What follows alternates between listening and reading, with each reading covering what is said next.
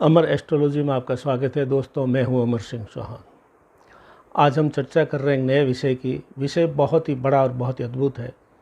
विषय का शीर्षक है अवतार। भगवान के अवतार होते हैं, ईश्वर के अवतार होते हैं, उसके ऊपर ये विषय ले रहे हैं।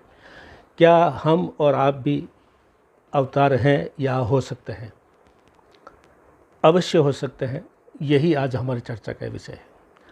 इतना बड़ा गंभीर आध्यात्मिक विषय जो है मैंने मेरे चैनल पर आज दिन तक प्रस्तुत नहीं किया।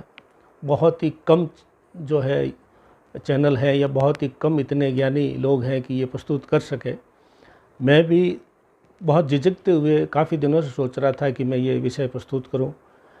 विद्वानों से, शास्त्रों से, मेरे बुज़ुर्गों से, मेरे परिवार के जो पुराने शास्त्र हैं हमारे राज दरबार की लाइब्रेरी में, उन सबों से जो चीज़ें मुझे मिली है, तो मुझे आज साहस हुआ है कि मैं आज ये अवतार के ऊपर जो है वीडियो बनाऊं। और अवतार आप और हम भी अवतार हैं, हो सकते हैं। कैसे हैं, कैसे होते हैं, उसके ऊपर 3 अलग अलग कैटेगरी में मैं बातचीत करूंगा। पहला तो एक सूत्र बता देता हूं आपको कि गुरु ग्रह और बुध ग्रह के कॉम्बिनेशन पे ये अगर चीज़ें जुड़ती है तो आदमी अवतार की या अंश अवतार की कैटेगरी में आता है। इसको फिलहाल एक तरफ रख देते हैं। अब मैं कुछ दूसरे उदाहरण आपको प्रस्तुत करता हूँ दोस्तों। सूर्य जगत की आत्मा है। सूर्य ईश्वर है, सर्वोच्च पावरफुल ग्रह है। एक ज़मीन पे एक दर्पण रखा हुआ है, ऊपर सूर्य चमक रहा है, तो उस दर्पण में एक ही सूर्य दिखाई देता है। अब उस दर्पण को आप तोड़ देंगे तो जितने टुकड़े होंगे उतने सूर्य अलग अलग टुकड़ों में दिखाई देंगे। जैसे 100 टुकड़े हो गए तो 100 सूर्य दिखाई देंगे, जबकि सूर्य ऊपर एक ही है। लेकिन नीचे पहले जब एक दर्पण था, जब टूटा हुआ नहीं था, तो एक सूर्य दिखाई देता था। टूटने के बाद 100 टुकड़े हुए तो 100 सूर्य दिखाई दे रहे हैं।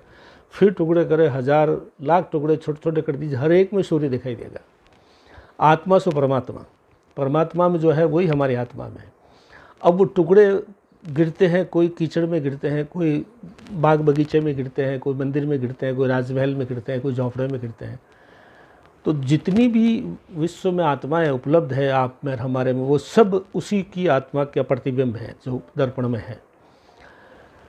अब इसमें एक और सूत्र है, समझाने की कोशिश करते हैं दोस्तों। पहले बहुत पहले कहीं पढ़ा था, मेरे दादो साहब विद्वान थे, वो बताते थे कि एक ऐसा सूत्र है जो हमेशा के लिए लागू होता है। वो सूत्र क्या है कि अक्सर देखा गया है कि अगर पति सुंदर है तो पत्नी सुंदर नहीं होगी, नहीं मिलती है अक्सर। दोनों में से पति सुंदर है तो पत्नी सुंदर नहीं मिलती, पत्नी सुंदर है तो पति अक्सर सुंदर नहीं मिलता। एक बात। दूसरी बात, अगर दोनों ही सुंदर है तो अक्सर देखा गया है कि धनवान नहीं होता। अगर दोनों सुंदर है तो धन नहीं होता, अक्सर ये भी देखने में आया है। तीसरा सूत्र, दोनों ही सुंदर है, धन भी है, तो ये देखने में आएगा अक्सर ऐसों के संतान नहीं होती है। दोनों सुंदर है, धनवान है, तो अक्सर संतान नहीं होती है। अब अगर मान लीजिए दोनों ही सुंदर है, दोनों ही जो है धनवान है, उनके संतान भी है, तो फिर वो ईश्वर के अवतार ही है। इतने गुण अगर जो कहीं नहीं होते वो सब जगह मिल जाए, दोनों सुंदर भी हो जाए, धनवान भी हो जाए, संतानवान भी हो जाए, तो फिर ईश्वर ही है। तो ये सूत्र भी बड़ा इस पे लागू होता है। अब हम अवतारों की बात करते हैं। पहले तो जैसे विष्णु के जो है अवतार हैं, तो उन अवतारों को हम सब जानते हैं। भगवान रामचंद्र जी, कश्यप अवतार है, मत्स्य अवतार हुआ, कृष्ण भी, सब विष्णु का अवतार है। उसके बाद में गत कुछ सालों में जैसे तुलसीदास को लेते हैं, तो उन्होंने जो रामायण की रचना की, तो वो भी एक बहुत बड़े लेवल पे चले गए। मतलब आज 600 साल 500 साल पहले वे हुए थे, लेकिन तुलसीदास जो आज भी हम याद करते हैं, जानते हैं, तो वो भी एक तरह का अवतार थे। उसके बाद में जो ऐसे लोग हुए हैं जो सामान्य थे, लेकिन वो आज की तारीख में भी याद किए जाते हैं लोगों के द्वारा। अभी वर्तमान की बात करें, 100-200 साल पहले रामकृष्ण परमहंस, स्वामी विवेकानंद, या उनसे बीच की पहले की बात करें ईसा पूर्व की, तो शंकराचार्य, बौद्ध धर्म के प्रवर्तक महात्मा बुद्ध, गौतम बुद्ध, या जैन धर्म के महावीर, 24 तीर्थकर पहले भी हुए थे। ये सब एक तरह के अवतार हैं। तो ये इतने अवतार हैं, तो हम भी क्यों नहीं हो सकते?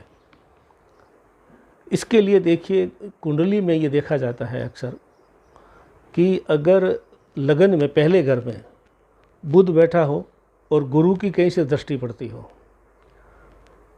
या बुध की राशि हो और गुरु की कहीं से दृष्टि पड़ती हो, या गुरु वहाँ पे लगन में बैठा हो,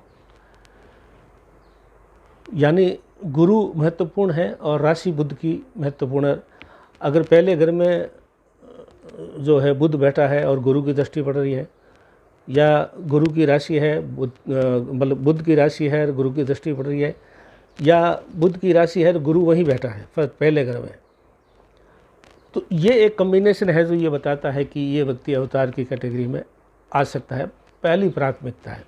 मेरी कुंडली में भी ये ईश्वर की कृपा से ये योग है कि मेरे जो कुंडली में कन्या राशि की कुंडली है और उसमें पहले घर में ही कन्या राशि है और पहले घर में ही गुरु बैठे हैं, चंद्रमा भी है, गजकेसरी राजयोग भी है। तो ये एक सूत्र है कि उसमें जो लागू हो रहा है। तो आप ये हमेशा इस चीज़ को देखिए कि ईश्वर के जो अवतार हैं वो हमारे अंदर से ही कोई न कोई निकल के आता है, लेकिन ये सूत्र लागू होना चाहिए कि वो इतनी उच्च क्वालिटी का हो। जैसे मैंने बताया, सुंदर हो, दोनों धनवान हो, दोनों संतानवान हो, तो ईश्वर है, वो तो है ही है।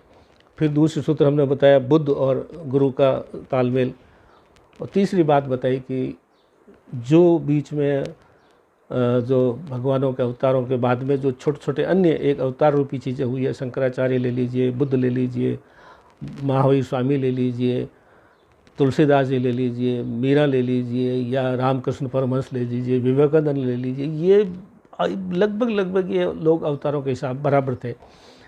तो अगर आपकी कुंडली में भी गुरु और बुध का कॉम्बिनेशन जैसे मैंने बताया वो अगर मिलता है, जैसे मैंने बताया मेरे भी मिलता है, तो आप एक तरह के अवतार हैं और इसको शोधन परिष्कृत करके पॉलिशिंग करके और अब इस क्षेत्र में आप और आगे बढ़ सकते हैं। ये कुंडली से देखा जा सकता है, महसूस किया जा सकता है। मैं पुनः ये कहूँगा कि ये विषय बहुत ही गंभीर है, बहुत ही आध्यात्मिक है, बहुत ही ऊंची क्वालिटी का है। ये एक प्रारंभिक शोध के द्वारा हमने ये निकाल के बाहर लाए हैं कि अवतार जो होते हैं उनमें क्या चीज़ें होती हैं और क्या होनी चाहिए। तो ये आज जो है विषय है कि अवतार आप भी हो सकते हैं।